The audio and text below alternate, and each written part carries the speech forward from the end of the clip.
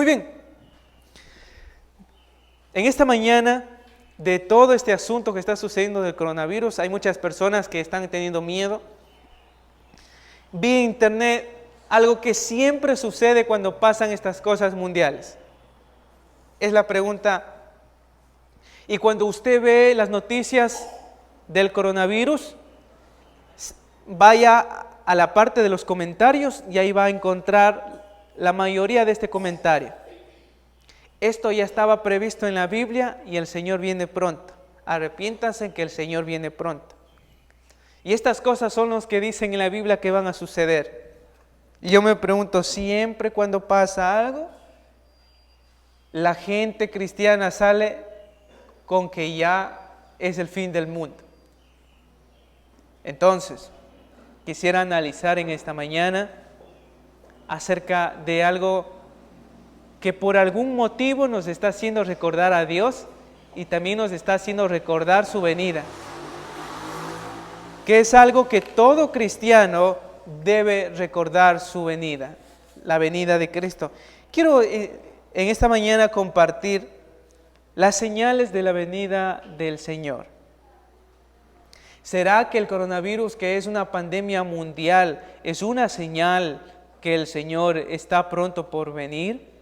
Que las guerras que sucedieron, que el problema económico social que está sucediendo, son una de las características de que el Señor está pronto por venir.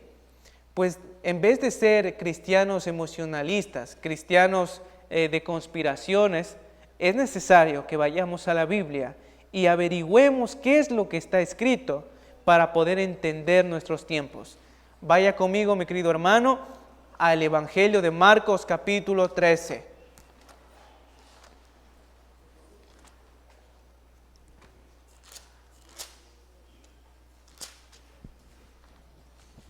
En el Evangelio de Marcos capítulo 13 vamos a ver algunas de las señales del fin de los tiempos. Ahora, antes de analizar estos textos, quisiera que quede en claro que en estos temas que se llama escatología, que significa el estudio de las cosas del fin de los tiempos, la mayoría de iglesias no tienen la misma interpretación en esto. Y no hay problema, porque son asuntos secundarios. Todos los hermanos en Cristo debemos creer las doctrinas principales que nos hacen hermanos en Cristo y cristianos. Pero dentro de esas doctrinas existen doctrinas secundarias. ¿Por qué son secundarias? Son secundarias porque su interpretación es difícil. Es difícil, hermano. Entonces algunos se llevan por otra interpretación. Por ejemplo, antes de comenzar a leer, hoy vamos a ver las señales del fin de los tiempos. Existe dentro de esto solo una doctrina principal, que todo hermano en Cristo debe creerla, y es esta: Jesús va a venir por segunda venida. Esa es la doctrina principal. Todo cristiano debe creer eso. Alguien que no cree que Jesús va a venir por segunda vez no se puede llamar cristiano. Ahora, lo que varían las interpretaciones es cuándo va a venir. ¿Qué señal van a estar? Si hay profecías que se cumplieron, que no se cumplieron, que serán 7 años, no serán 7 años, esas son interpretaciones. Pero la doctrina principal es que Jesús va a venir, no importa cuándo, si es antes, después, pero el asunto es bien claro en la Biblia, que no hace falta que usted sea teólogo, es claro que cuando usted lee en el pasaje que Dios va a venir por segunda vez, así como vino la primera. ¿Está claro? ¿Todos saben eso? ¿Entienden eso? Que Jesús va a venir por segunda vez. Esto es claro. Ahora, como ustedes saben, en esta mañana voy a tratar de interpretar no de acuerdo a mi creencia. Siempre he procurado interpretar de acuerdo a la doctrina histórica de la iglesia. Pero también es necesario advertir que no porque una doctrina sea antigua significa que sea verdad. Pero tampoco porque sea novedosa significa que sea verdad. Necesitamos estudiar la Biblia Pero me gusta principalmente a mí, como a la mayoría de hermanos, de aferrarnos a la doctrina de toda la historia de la iglesia. ¿Qué es eso? Usted dirá, ¿qué está diciendo, hermano? No entiendo lo que habla. Desde que Jesús vino hasta 1900 años después, o sea, casi 19 siglos, cuando la gente leía el Evangelio de Marcos, entendía una forma. Y esa es toda la historia de la iglesia, desde que Jesús vino, pasaron los siglos, creían en una forma de la venida de Cristo.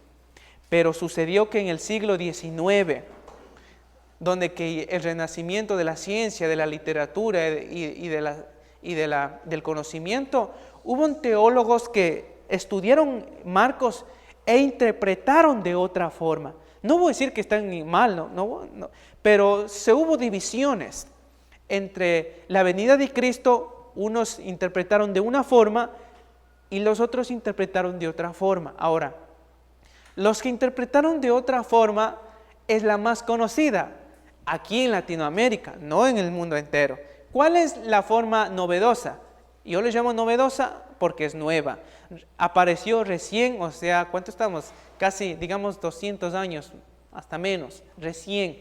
Mientras que la otra enseñanza prevaleció durante muchos siglos atrás. ¿Cuál fue la enseñanza que recién prevaleció? Se llama la enseñanza del dispensionalismo o premilenialismo. No el histórico, sino un normal.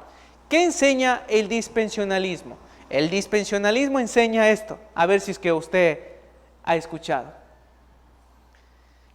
Que cuando Jesús venga, un grupo de la iglesia va a ser arrebatado y la ropa se va a caer en el piso, y esa gente va a ser arrebatado y se va a ir al cielo en las nubes. Y cuando esa gente vaya en las nubes, va a venir la tribulación. Van a pasar 7 años de tribulación, donde que Dios con el pueblo judío, porque como ya se llevó a la iglesia, ahora va a trabajar con su pueblo, que es el judío. De ahí los judíos van a reconocer que en verdad Jesús es Dios, porque hoy no lo reconocen. Se van a dar cuenta. ¿Quién no se va a dar cuenta después que sucede eso?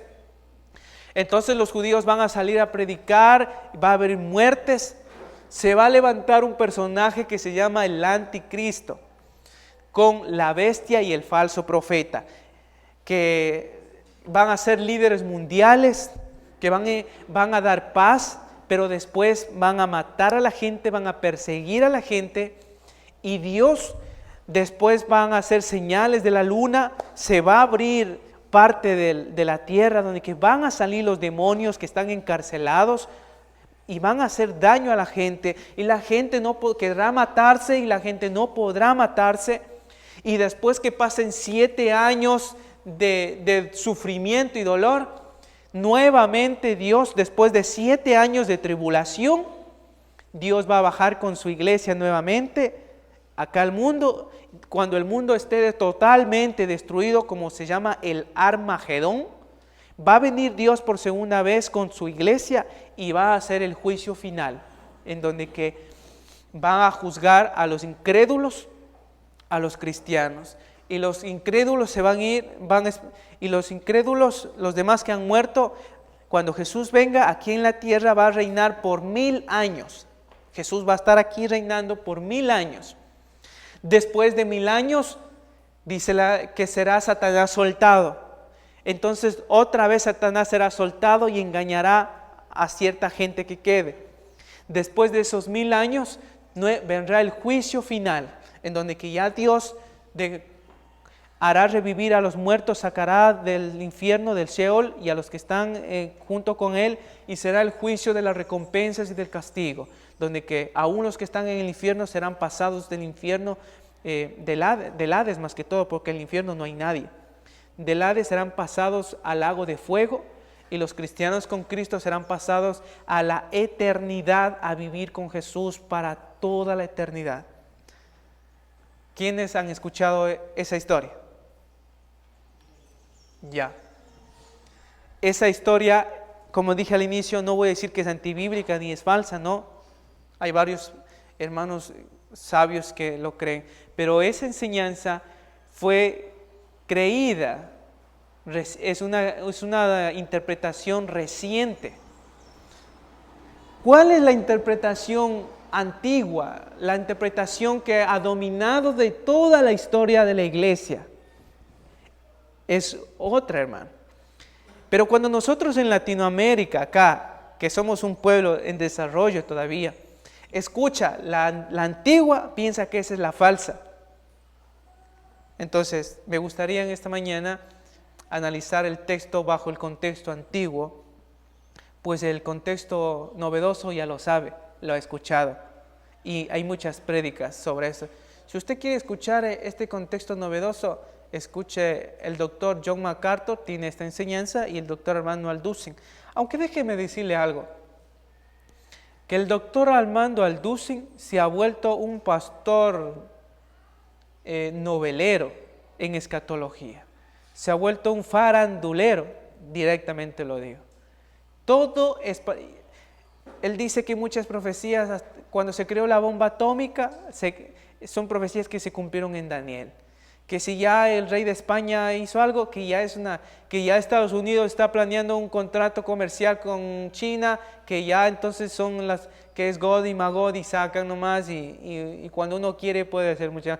Él es yo le animaré, si quiere escucharlo, escúchele, pero cuando se trata de temas de escatología, de cosas del futuro, el hermano Alducin exagera. Por eso y el hermano Alducin es un pastor con conocimiento, pero no está catalogado dentro de los académicos de escatología.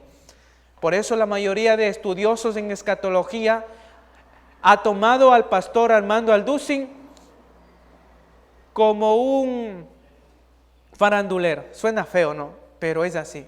Yo también el día de ayer estaba escuchando una enseñanza de Armando Alducin sobre los temas finales y me sorprende con el conocimiento que tiene cómo especula demasiado.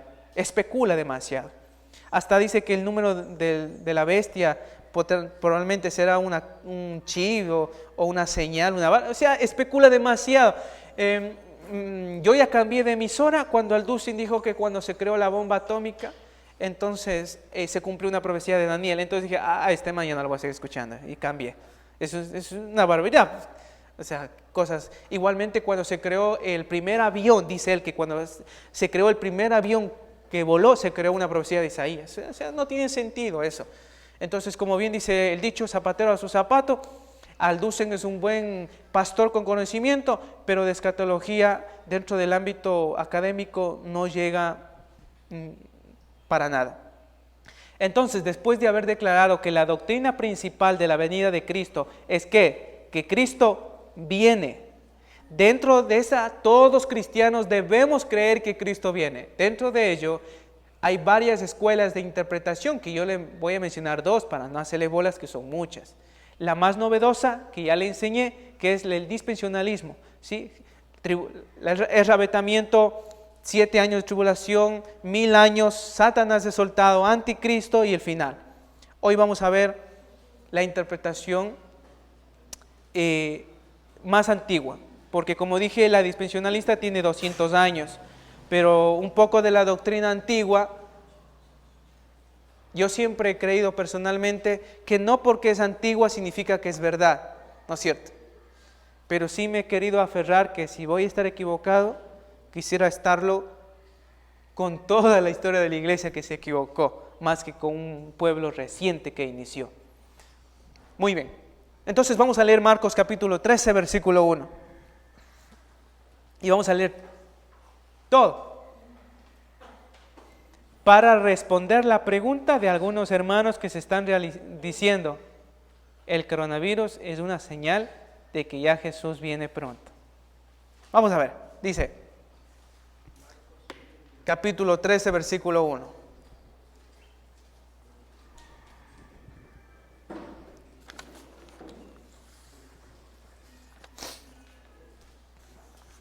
También quisiera anunciar que así como en enero mencioné, después de dar el curso de discipulado, vamos a dar una pequeña introducción sobre el libro de Apocalipsis, sus símbolos, sus profecías y lo que sucedió, que es muy necesario para los tiempos que estamos hoy viviendo. Recuerden, dice Saliendo Jesús del templo, le dijo uno de sus discípulos: Maestro, mira qué piedras y qué edificios. Aquí está hablando del templo. Mira, dice, qué piedras y qué edificios. Jesús respondiendo le dijo: ¿ves estos grandes edificios? No quedará piedra sobre piedra que no sea derribada. Y se sentó en el monte de los olivos frente al templo. Y Pedro, Jacobo y Juan y Andrés le preguntaron aparte: Dinos, ¿cuándo serán estas cosas? ¿Y qué señal habrá cuando todas estas cosas hayan de cumplirse? Jesús respondiendo les comenzó a decir: Mirad que nadie os engañe, porque vendrán muchos en mi nombre diciendo: Yo soy el Cristo, y engañarán a muchos. Mas cuando oigáis de guerras, de rumores de guerras, no os turbéis, porque es necesario que suceda así, pero aún no es el fin.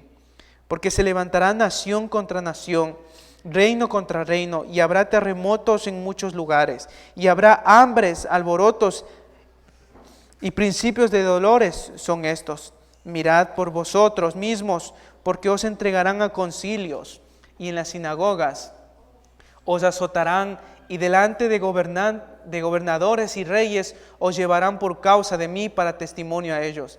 Y es necesario que el evangelio sea predicado antes a todas las naciones. Pero cuando os trajeren para entregaros, no os preocupéis, porque lo que habéis de decir ni lo penséis, sino lo que os fuere dado en aquella hora. Eso hablad, porque no sois vosotros los que habláis, sino el Espíritu Santo. Y el hermano entregará a la muerte al hermano, y el padre al hijo. Y se levantarán los hijos contra los padres, y los matarán. Y seréis aborrecidos de todos por causa de mi nombre, mas que el que persevere hasta el fin, éste será salvo. Pero cuando veáis la abominación desoladora de que habló el profeta Daniel, pues donde no debe estar, el que lee entienda. Entonces los que estén en Judea, huyan a los montes. El que esté en la azotea, no descienda a la casa, ni entre para tomar algo de su casa. Y el que esté en el campo, no vuelva atrás a tomar su capa. Mas ay de los que estén encinta o embarazadas, y de los que críen en aquellos días. Orad, pues vuestra huida no será invierno, porque aquellos días serán de tribulación, cual nunca ha habido desde el principio de la creación de Dios que creó hasta el tiempo, ni la habrá después. Y si el Señor no hubiese acortado aquellos días, nadie será salvo, mas por causa de los escogidos, que Él escogió, acortó aquellos días.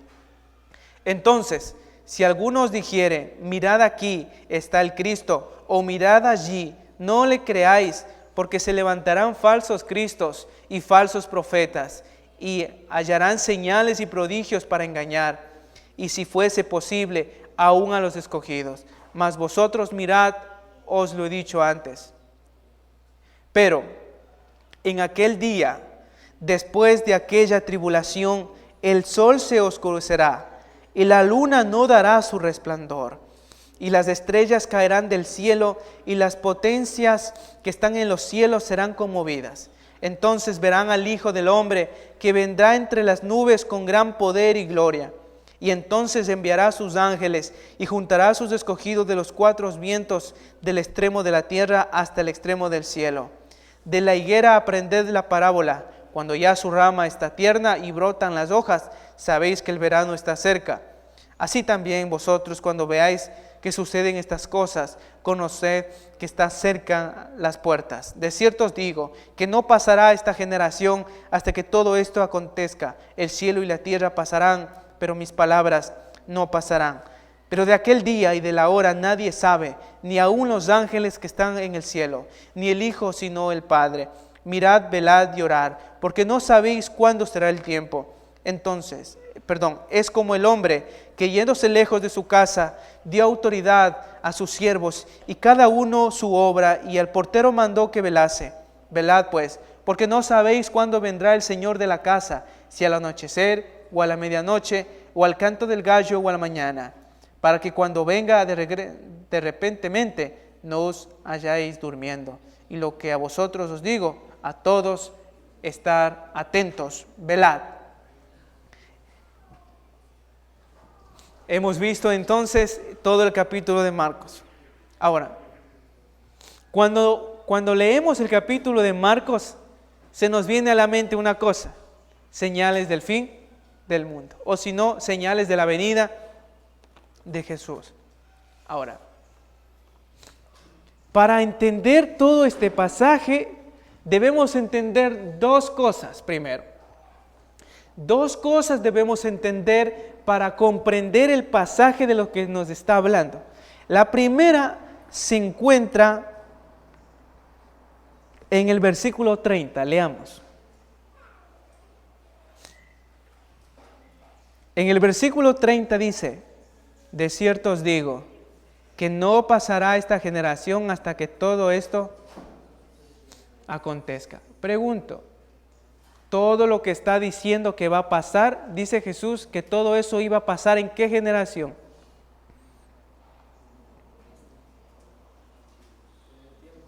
En el tiempo de ellos, ¿no es cierto? Esto dice, ahí estaba una generación, así como ustedes escuchando, y Jesús dice: escuchen, todo lo que les acabo de decir va a suceder en su generación. Entonces alguien podrá decir: ¿y ahora? O sea que nada de eso es para nosotros, todo fue para ellos. Eso es lo que el pasaje está diciendo. Y de ahí surgen una escuela escatológica que se llaman los preteristas.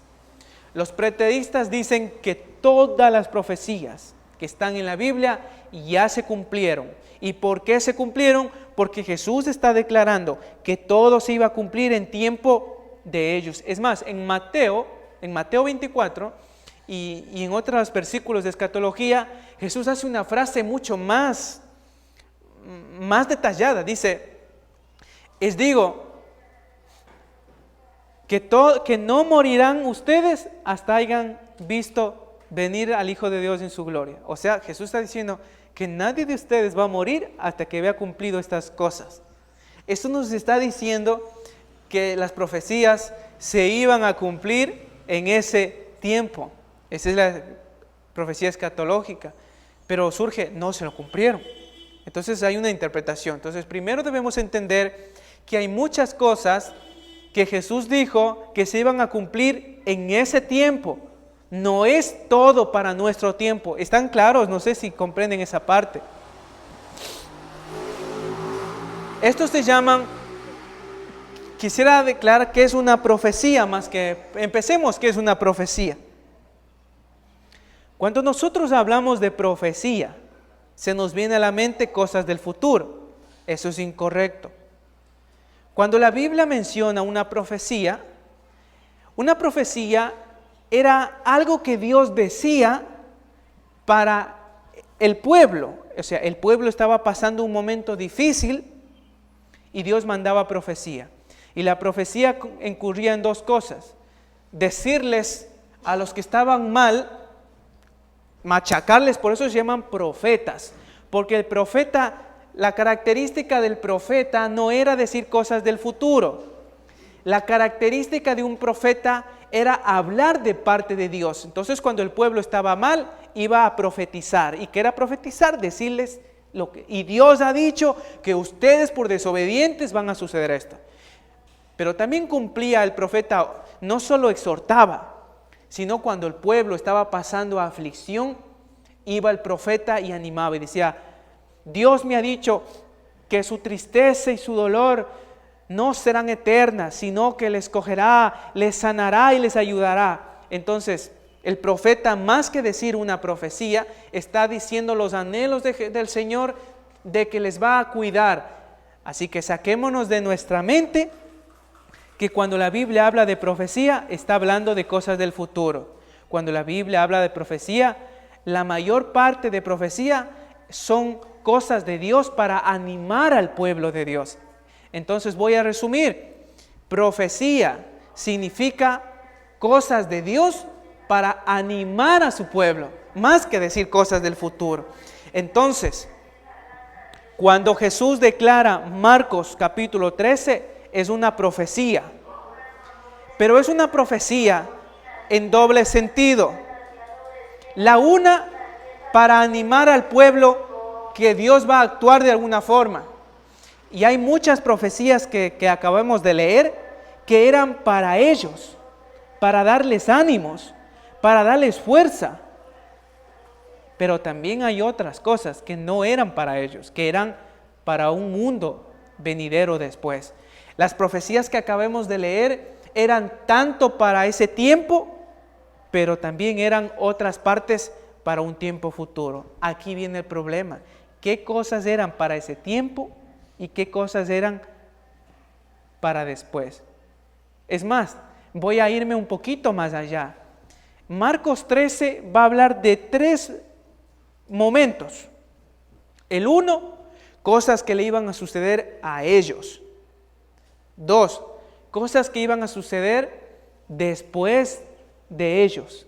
O sea, cuando ya Jesús murió, cosas que iban a pasar después de... Y 3, cosas que iban a pasar muchos siglos después. Puede ser antes o puede ser hoy.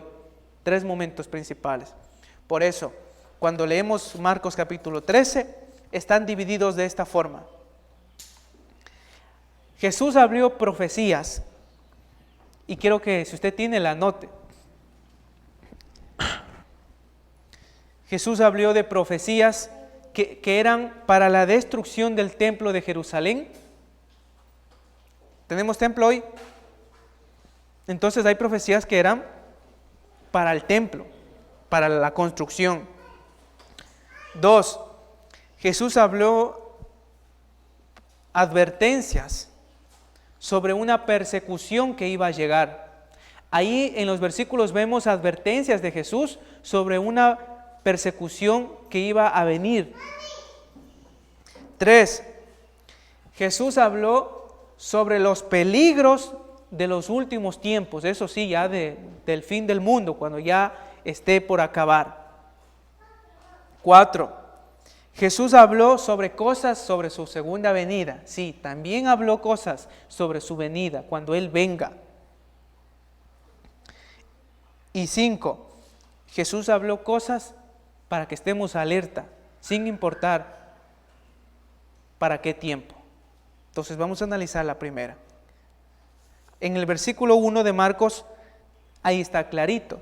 Dice, los apóstoles le dicen en el versículo 2 a Jesús, mira ese edificio, ese era el templo de Herodes, el templo de los judíos. Ese templo era un templo majestuoso. Los judíos se sentían orgullosos de tener ese templo. No podía, si ese templo se destruía, los judíos no se veían vulnerables, no tenían para nada. Por eso existe parte del muro del templo de los lamentos que hay en Jerusalén. Si algún día usted vaya a Jerusalén, allá en Jerusalén va a encontrar un muro grandote que se cree que esa es una pared del muro del templo de Jerusalén que quedó, no se destruyó. Entonces los judíos van allá a lamentarse, porque cuando ven eso se sienten destrozados, se sienten deshonrados, como el templo, que era la presencia de Dios, se pudo haber destruido. Y ahí se lamentan y lloran, y ven los judíos así, haciéndose. Porque para los judíos el templo era la habitación de Dios, ahí estaba Dios. El templo era para ellos la seguridad de que Dios iba un día a reinar. Entonces ellos le dicen, mira Señor esto. Y Jesús hace una declaración muy, muy grande. Y vamos al versículo 3. En el versículo 3 dice, y se sentó en el monte de los olivos frente al templo. O sea, lo que vamos a leer ahorita eran profecías ¿para qué? ¿Para qué? Para el templo. Las profecías, las cosas que vamos a ver ahorita, Jesús les dijo para el templo, o sea, para la construcción. Dice, dinos cuándo serán estas cosas. ¿Qué cosas está hablando ahí? ¿Qué cosas? No es del fin del mundo. Estaba hablando específicamente del templo. Y por supuesto, una implicación para... ¿Qué cosa se refiere? Disculpen que son las cosas que estoy hablando, parece que tal vez no sean entendidas, pero es que es un tema bien largo. Los judíos en el tiempo de Jesús creían en lo que se llamaba el día del Señor. ¿Han escuchado esa palabra en la Biblia? El día del Señor. El día del Señor era un momento que los judíos estaban esperando, donde que Dios mismo iba a instaurar su reino en la tierra. Ellos siempre creyeron que Dios en algún momento iba a venir e iba a instaurar su reino, iba a destruir a los emperadores, y que los judíos iban a establecer su reino ahí, y Dios iba a gobernar. Ese se llamaba el día del Señor. Pero los judíos sabían que antes de que venga el día del Señor, iba a venir una calamidad tremenda. Antes de que el Señor venga a instaurar su reino, iban a pasar unos momentos bien catastróficos. Entonces, en la Biblia, el día del Señor es el día en donde que Dios iba a visitar la tierra e iba a instaurar su reino. Y cuando usted lee la Biblia, va a darse cuenta que los judíos esperaban eso bastante esperaban eso, que Dios ya iba a destruir el poder de las tinieblas e iba a instaurar su reino. Vamos a ver solo un pasaje de esto en Isaías, capítulo 13, versículo 6.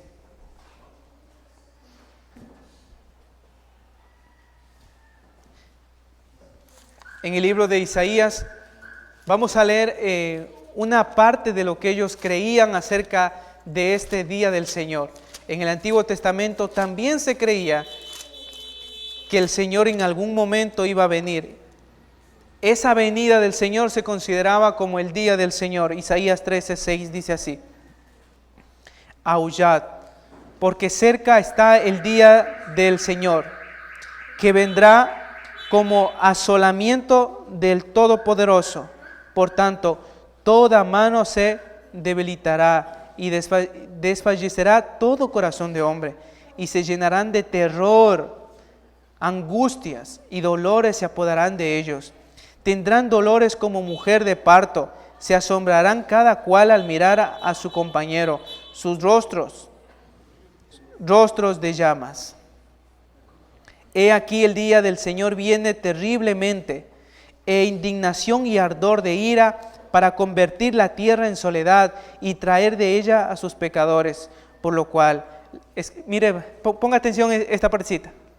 Por lo cual, las estrellas de los cielos, sus luceros no darán luz, y el sol, aquí está, esto de aquí está repitiendo Jesús. Y el sol se oscurecerá al nacer, y la luna no dará su resplandor. Y castigará al mundo por su maldad, y a los impíos por su iniquidad. Y haré que cese la arrogancia de los soberbios, y abatiré altivez de los... Bueno, aquí todo el pasaje de Isaías está hablando del día del Señor. Los judíos creían que en algún momento del tiempo Dios iba a bajar, y en este día que Él baje, iba a instaurar su reino con el pueblo judío. Pero déjeme decirle algo. El día del Señor no es un día tenebroso para su pueblo. El día del Señor, cuando Jesús venga, no es un día tenebroso para su pueblo. Todo lo que ustedes ven ahí, de que va a ser de pestes, guerra, va a haber una catástrofe y va a haber terror, porque como dice aquí, el día del Señor, antes de que venga el día del Señor, va a ser un día de tinieblas, va a ser un día de terror como nunca se ha visto. Pero eso va a ser exclusivamente para los impíos, para la gente que no cree en Jesús, para la gente que no se ha entregado a Dios. Va a ser totalmente garrafal. Es más, Jesús dijo en sus palabras más adelante: mejor les hubiera no haber nacido nunca. Es un día, si usted lee Amos, Ageo, usted vaya a internet y ponga versículos del día del Señor. Cuando usted lee los pasajes del día del Señor, va a encontrar totalmente destrucción, porque el mundo va a estar devastado. Entonces Dios va a venir y reinar. Entonces, cuando vemos en Marcos capítulo 13, vamos a regresar. Cuando vemos en Marcos capítulo 13, los judíos estaban esperando ese día. que ya el día del Señor sea instaurado, porque como ya Jesús vino, creían que ya el día del Señor se iba a instaurar y preguntan, Señor, como ellos sabían que antes de que el Señor instaure su reino iban a pasar cosas malas, preguntan, ¿cuándo sucederán estas cosas? Ahora cuando usted lea ese pasaje, que ellos preguntan, ¿y cuándo sucederán estas cosas? Usted ya sabe que se están refiriendo al día del Señor y a las cosas terribles que iban a suceder en ese momento. Dice, y dinos, Señor, ¿cuándo sucederán estas cosas? Y piden otra cosa, ¿y qué señales habrá cuando todas estas cosas hayan de cumplirse? Jesús respondiendo les comenzó a decir, mirad, que nadie los engañe. Porque vendrán muchos en mi nombre diciendo, yo soy el Cristo, y engañarán a muchos. Pregunto, ¿se cumplió eso? ¿Sí o no? Desde que Jesús vino hasta la actualidad se ha cumplido. Dice, mas cuando oigáis de guerras y de rumores de guerras, no os turbéis, porque es necesario que suceda, aún así no es el fin.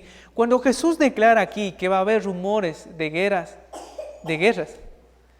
no está diciendo específicamente algo del futuro, está repitiendo las cosas que en el Antiguo Testamento dice, cuando oigáis los rumores de guerra, o sea, Jesús está diciendo, está hablando en un lenguaje no tanto escatológico, no está hablando en un lenguaje tanto que va a suceder, está hablando en un lenguaje que ellos entendían. Cuando el judío escuchó decir a Jesús, escuche, los judíos que vivieron en tiempo de Jesús, cuando le escucharon decir, cuando haya rumores de guerras y guerras, los judíos inmediatamente dijeron, Él nos está hablando de las cosas del día del Señor. No sé si me comprendieron. Entonces cuando Jesús habla y dice, cuando oigáis rumores de guerras, más que decir que va a pasar en el futuro, está diciendo las cosas que deben suceder para que el Señor venga. No podemos venir y decir, bueno, ya China se enfrentó contra, ya viene, el Señor viene. La Primera Guerra Mundial no vino. ¿Por qué? Y la gente regularmente sabe decir, ustedes dicen que el Señor viene, ya pasan cuántos años y no viene. Porque han entendido mal. Jesús no está hablando que específicamente va a haber guerras antes de haber. Lo que está diciendo es un lenguaje escatológico que los judíos entendían que cuando sucedan estas cosas, estemos pendientes que puede ser que el Señor venga. Porque esas eran las señales que se creía que cuando haya rumores, guerras y problemas, el Señor viene. Pero no está diciendo así claramente, cuando haya guerras, ya vengo. Por eso Jesús es clarito que ahí dice, cuando escuché eso, no es todavía el fin. Y la gente, ya el Señor viene. Ya cuando Estados Unidos iba a hacer guerra con Irán, ya salieron los escatólogos, supuestos escatólogos, que el fin del mundo, porque Irán es la Babilonia antigua y que esto. Hermanos, debemos entender de que este es un lenguaje para hacernos entender que Jesús dijo, ustedes saben, cuando sucedan estas cosas, si Jesús, yo creo que aquí recuerden que no todo está recogido lo que Jesús dijo, sino lo que avanzaron a creer y a inspirarse. Tal vez Jesús hubiera dicho, ¿recuerdan los que los profetas antiguos dijeron que iba a suceder guerras? Eso lo mismo va a suceder cuando yo venga. Porque Jesús está hablando y les quiere hacer entender que el día del Señor que creían que Yahweh iba a venir, se iba a cumplir en Él. O sea, el día del Señor era cuando Jesús venga nuevamente. Y para hacerles relacionar, debía hablar las mismas profecías que debían cumplirse, que creían ellos que Yahweh iba a venir, debía volverlas a decir para que crean que es Él, el Dios que iba a regresar. Esto podemos hablar hasta de divinidad de Cristo aquí.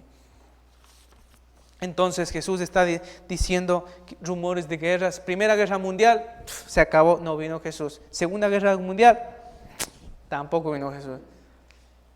Nosotros aquí decimos, no, ya viene la guerra. Hermano, los hermanos en Cristo que viven en Irak, en Palestina, en los pueblos musulmanes, ellos están viviendo esto. Y recuerden que la mayoría del cristianismo no está en Latinoamérica. La mayoría del cristianismo se encuentra en Asia. Entonces, si habláramos de profecías, ellos han vivido toda su vida en persecución y en guerras. Entonces, si ellos pusieran a leerse esto, ¿qué estarían pensando ellos? Que ya va a venir. Nosotros leemos hoy, aquí no hay guerra, entonces decimos, no viene. Ellos leen allá hay guerras, ellos dicen, sí viene. Porque más que si viene o no viene, es un lenguaje de entender que debemos estar muy atentos con estas cosas, porque Dios puede venir en cualquier momento. No son tantos señales de esto. Dos cosas que le dije al inicio para entender estas cosas finales. Habían cosas para esa generación, pero hay otra cosa que debemos entender. Y Jesús dijo algo muy interesante. Después de haber dado todas estas señales, no nos va a alcanzar el tiempo para hablar todas, pero cuando Jesús habló todas estas señales, Jesús dijo algo muy interesante. No os preocupéis, dijo, porque la hora nadie lo sabe. En la humanidad de Cristo, no en su divinidad, en la humanidad de Cristo, ni Él lo sabía. Déjeme decir algo. Después de dar todas estas señales, usted preguntará, ¿pero por qué dice Jesús que nadie lo sabe? Entonces, ¿para qué da las señales? Porque las señales, más que señales para decir, ya viene, eran señales para entender que el día del Señor estaba pronto de instaurarse totalmente su reino. Las señales son más que para decir, ¡ahí viene el Señor! Son para hacernos entender que el día del Señor ya está para instaurarse. Y por eso es que Jesús declara al final, nadie sabe el día ni la hora, ni qué cosas que sí, ni qué cosas pasará. Así que cuando alguien viene y dice, ya viene el Señor, déjame decirle que eres más inteligente que Jesús. Cuando salen algunos pastores a decir, China y esto y el coronavirus y la luna de sangre que ya vino es porque el Señor ya va a venir, déjame decirte que eres un mentiroso, porque si Jesús dijo que nadie lo sabe, ¿por qué tú dices que lo sabes? Cuando alguien venga a decirle que ya el Señor va a venir porque está pasando esto, déjeme decirle que está contradiciendo lo que Jesús dijo. Pueden decir sí, como Jesús mismo lo dijo, que hay señales que nos advierten a que estemos atentos, es otra cosa, a declarar que Jesús ya viene. Algunos se han atrevido tanto a dar fechas, días, años que Jesús viene. Para los que no saben, el más revoltoso es Armando Alducin en estas cosas de escatología. Él en cierta ocasión dio una fecha y ahí se le bajó él una vez dijo que Jesús iba a venir en septiembre, cuando sucedieron las primeras lunas de sangre y pasaron la luna, que dijo tal vez venga en diciembre por las de las trompetas, así que alístese, dijo, la iglesia no va a pasar más de 2 años, y desde que él lo dijo ya ha pasado más de 4 o 5 años. No es que es un falso maestro, pero sino que a veces nos apresuramos al emocionalismo. Después de entender esto, que las profecías de Marcos 13 son señales que nos advierten que el día del Señor está muy pronto de venir. Sean las cosas que sean, debemos entender que es un día terrible para el que no creen en Jesús, pero va a ser un día hermoso para los que sí creen en el Señor. Ahora, en el versículo 1 y versículo 2 vimos que habían profecías para el templo. En el versículo 14 dice, vinieron ellos, le dijeron, maestro, sabemos, 14. Pero cuando veáis la abominación desoladora de que habló el profeta Daniel, pues donde no debe estar el que lee entienda. Entonces los que estén en Judea huyan a los montes. Aquí está hablando de que iban a cometer un sacrilegio en el templo. Iba a haber un sacrilegio en el templo de Jerusalén. Iba a haber alguien que iba a venir a hacer algo abominable. Ahora, esto ya sucedió. en el Antiguo Testamento, cuando un rey dentro del templo hizo un sacrilegio. Pero esta es otra profecía de que está hablando. Entonces, esta profecía, ¿en dónde va a cumplirse? Dice que en el templo iban a suceder una abominación, iba a suceder un sacrilegio. O sea, iban a sacrificar o iban a hacer algo dentro del templo, algo en contra totalmente de Dios. Yo me pregunto, esto no puede suceder hoy. ¿Por qué? No hay templo. Y la gente dice, pero están diciendo que van a construir un tercer templo. Pero no, hermano. Así construyan una réplica del templo, no es el mismo templo del cual Dios dirigió las parábolas. Dios dice clarito en el versículo 3, se sentó delante del templo de Jerusalén y a ese templo dio la profecía. ¿La profecía para quién era? Para ese templo. Y ahí iba a suceder. Y se sabe que siglos después, con los emperadores, tanto Claudio, Domiciano, Calígula, que persiguieron a los cristianos, entraron al templo e hicieron cosas totalmente para un judío, cosas horrendas. Entonces, algunos han interpretado que eso fue cumplida ya ahí. Ahora, vamos a ver el último versículo, en el versículo 20. Y el Señor no hubiese acortado aquellos días, nadie será salvo, mas a causa de los escogidos me escogió, acortó aquellos días. Aquí, en este pasaje, cuando está hablando de que iban a gente a morir y que iba a gente a venir a matar, Jesús dijo, cuando vean esto, o sea, de esta cosa que iban a suceder, quédense, dice, en sus casas. Los que queden en el monte, quédense. Nosotros cogemos esto e interpretamos que va a venir un momento en donde que van a matar y nosotros vamos a oír persecución. Esto sucedió cuando en el año 70 después de Cristo, los judíos debían quedarse y salirse y decidieron regresar al templo. Y ahí, de acuerdo a la historia, vinieron los emperadores y cogieron y hubo una guerra y casi murieron 1 millón de judíos y destruyeron el templo de Jerusalén y comenzaron a matar despiadadamente ahí a los judíos. Entonces, cuando vemos de esta persecución, parte de esta persecución se cumplió en la matanza judía en el año 70, cuando también fue destruido el templo de Jerusalén. Y cuando dice Jesús, y cuando dice aquí, pero a causa de se acortó esos días, más que hablar de una tribulación futura, está hablando que en los primer siglo y segundo siglo, si no fue que después Dios paró la persecución, yo estoy tan seguro que no va a haber tremenda persecución que la que ya hubo, ni habrá después. Cuando dice, la hubo ni lo habrá, puede ser que suceda, porque la profecía a veces es que pasó, está pasando o sucederá.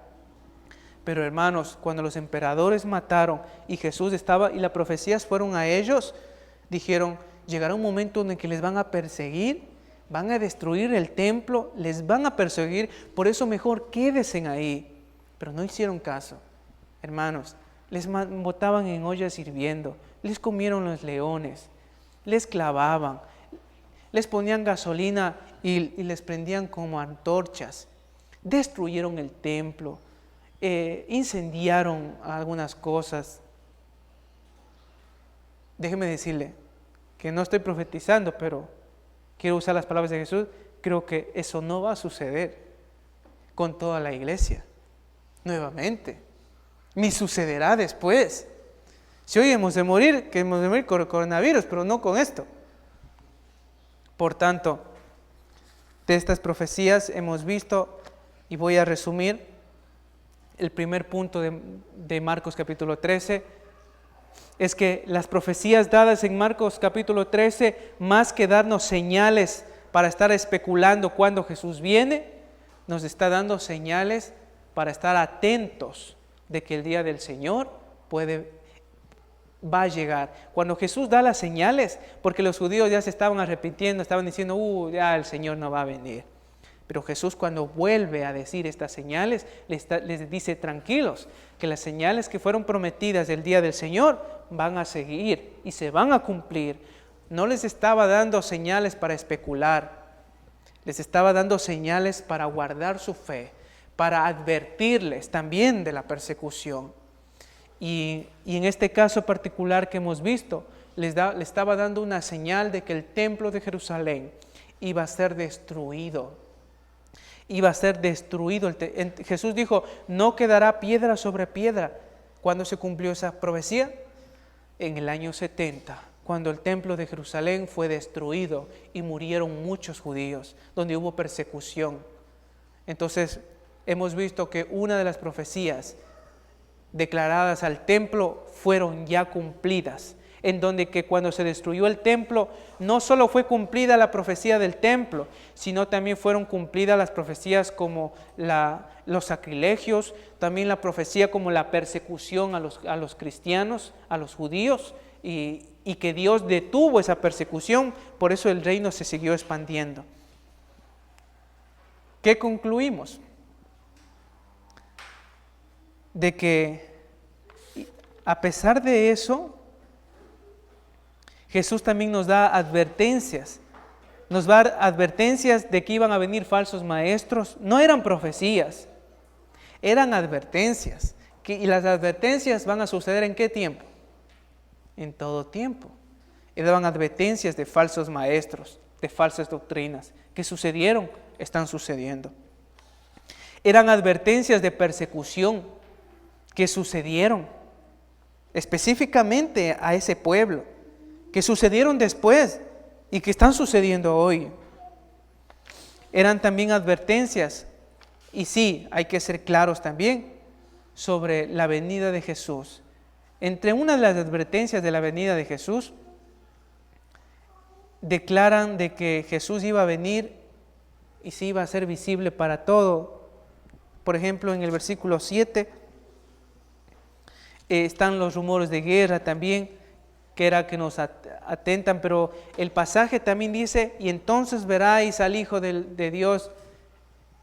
Cuando la Biblia habla, dice: y verás, como en Isaías vimos de la luna de sangre, del sol, no es tanto que van a haber lunas de sangre ni lunas de sol. ¿Ustedes creen que las lunas que hoy vemos de sangre no existieron antes? Si son eventos astronómicos que suceden en ciertos tiempos determinados. Y esto también había antes. Estos son símbolos que cuando vemos las lunas de sangre que van a suceder, eran unos símbolos de significar el castigo de Dios al hombre impío. Hay otros que quieren interpretarlo literalmente. Entonces dicen: ahí viene la luna de sangre, ya el Señor viene. Pues déjenme decirle que desde la primera luna de sangre que apareció, ya aparecen cuántas, no viene.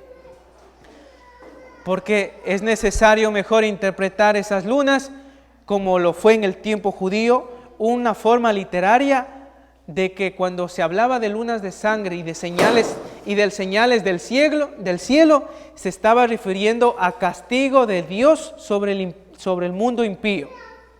Igualmente cuando dice: y veráis sobre las nubes del cielo, en el Antiguo Testamento dice que Dios cabalga sobre los arcángeles y entre las nubes con un carruaje. Esa es una señal.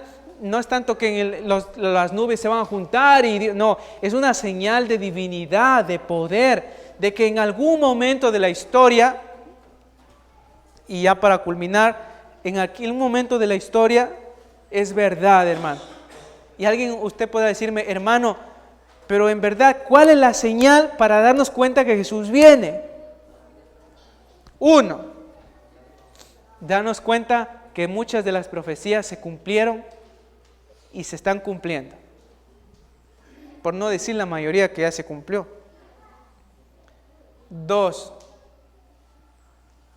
que sí va a suceder una catástrofe a nivel mundial. Y no es solo de un virus, es una catástrofe. Porque el día del Señor, antes del día del Señor, va a haber esas profecías que hemos visto, que va a haber una desolación, una maldad. Pero déjeme decirle y quiero aclararle totalmente a usted. La señal más clara para la venida del Señor es esta. Nadie sabe el día ni la hora.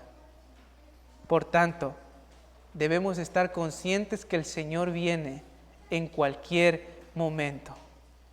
¿Y qué esperamos entonces? No esperamos ni guerras, ni rumores de guerras, ni nada de esto, porque esto se está dando hoy como se ha dado siempre. Esperamos simplemente el día del Señor. Esperamos la gloria de Dios que venga y ¡pa! Instaura el día. Y comienzan todas las cosas que se fue dicho. Por eso es que los apóstoles decían, ven Señor Jesús. Por eso cuando Pablo habla en 1 Corintios, dice, y muchos de los que viven, porque él pensaba que ya iban los que estaban ahí, ya el Señor iba a venir. ¿Cuál es la aplicación? La aplicación es esta. No te asustes por rumores de guerra, ni por pestes, ni por cualquier cosa. Asústate por una cosa. No estar viviendo en santidad delante del Señor. Si algo tienes que asustarte, asústate por eso. Porque si estás viviendo correctamente y te has entregado al Señor, mejor para ti, al igual que el pueblo judío, es una gloria y honra que ese día ya suceda. Mas para el mundo no va a ser un día feliz, pero para el cristiano va a ser el mejor momento de la historia. Amén. Amén. ¿Alguna pregunta? Alguien dirá, pero ¿y dónde queda el anticristo, hermano? ¿Dónde queda el anticristo? Es la marca de la bestia. Y su marca era el 6, 6, 6. Y nadie podrá comer ni vestir porque si no tuvieran la marca de la bestia. En Apocalipsis se habla de la marca de la bestia. Y quiero decir que el número de la bestia, porque vaya a ser, me quiero adelantar, quiero ser un profeta ahorita. Que con este problema mundial vayan a salir que todos los que tengan cierto código van a poder comprar porque se van a desabastecer las cosas.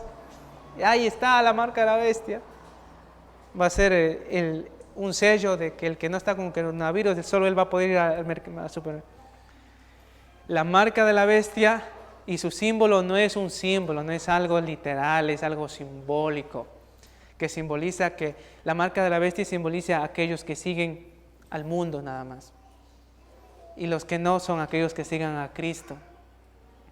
¿Y quién es el anticristo que va a venir? Cuando nosotros leemos en el lenguaje antiguo y dice, y la marca de la bestia era el 666, el que entienda cuál es su nombre, dice. O sea, cuando Juan escribió el Apocalipsis, la bestia existía. Y como no podía él decir, por ejemplo, si yo decía el nombre de la bestia, me podían matar, lo dijo en código. Y dijo, hermanos, descubran. Y el número de la bestia es 666. Y el número de la bestia, porque los romanos a los números les dan nombres. Era una forma que se llama gematría de hablar. El número de la bestia tiene su nombre llamado el rey Nerón. Y el rey Nerón fue el que mató, sacrilegió, persiguió fatal a los cristianos. Es más, cuando usted lee los registros, a él le apodaron como la bestia. En otras palabras, esa bestia fue Nerón o fue Domiciano. Y cuando los judíos escribieron, sabían quién era la bestia y sabían quién era el nombre y el número de la bestia, que no era tanto de comida, sino era el que estaba con el César, pues vivía y comía. El que no estaba con el César, moría y escaseaba. Y después se descubrió otro manuscrito, en donde que el número de la bestia no ha sido el 666. El número de la bestia y el manuscrito, que es una copia antigua de la Biblia, dice que el número de la bestia es el 616. Ese es el número más antiguo del 666. Así que para el que anda diciendo, ay, es que Satanás, no, puede ser. Y lo más sorprendente es que cuando desciframos el 616, también da el nombre Nerón. ¿Qué le parece? ¿Qué concluimos? ¿Que la bestia ya vino? Podemos concluir dos cosas, bueno, tres cosas. Que la bestia ya vino, que son los preteristas, que la bestia no es un hombre, sino es todo aquello que se opone a Cristo. Puede haber sido Nerón. Si hoy un emperador, un presidente comienza a perseguir a los cristianos, pues él es una bestia también. Y todo lo que se opone al cristianismo es la bestia y es el falso profeta, porque son opositores a Cristo. O tres, que puede suceder un futuro hombre de carne y hueso que se apode la bestia. Pero las otras dos tienen más peso bíblico, que exista una supuesta bestia que gobierne el mundo y que se haga con el mundo. No lo voy a decir que no es posible, pero sí puedo decir que las evidencias bíblicas, históricas y arqueológicas nos demuestran que esa bestia o ya vino o era un símbolo, pudiendo ser el hombre que sea. Porque Domiciano, que reinó 10 años después que Nerón, también le llamaron la bestia. Y fue en el tiempo de Domiciano que se escribió el Apocalipsis, justo cuando él estaba matando a los cristianos. Entonces, dejemos de estar especulando de que el Apocalipsis, que si mañana sale, digamos un supositorio, sale un presidente a decir que unámonos para hacer frente a esta pandemia universal, y forman el G50, y todos van a salir a publicar, ya hay un líder mundial que va a ayudar con el coronavirus, y todos, ya el Señor ve. No especulemos. Jesús no especuló, sino nos dio señales para estar advertidos. Como dije anteriormente, no hay mejor señal de estar listos para la venida que estar viviendo en santidad. Venga o no venga, o nos cojan la muerte, estemos tan seguros que ese día que tenemos, que algunos parece que tuvieran miedo, es un día de bendición para el pueblo de Dios. Pero también recordemos algo, que si tenemos familiares y que si donde vivo no conocen en Cristo, vaya y predíqueles.